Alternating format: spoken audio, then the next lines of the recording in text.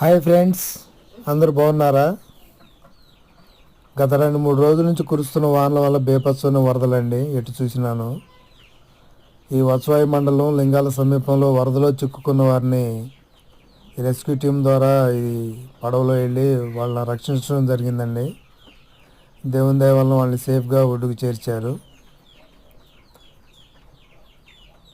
ఇలాంటి వరద పరిస్థితుల్లో మీరు పొలాలకు వెళ్ళటం కానీ ప్రయాణాలు చేయటం కానీ ఇలాంటివి ఏం చేయమాకండి.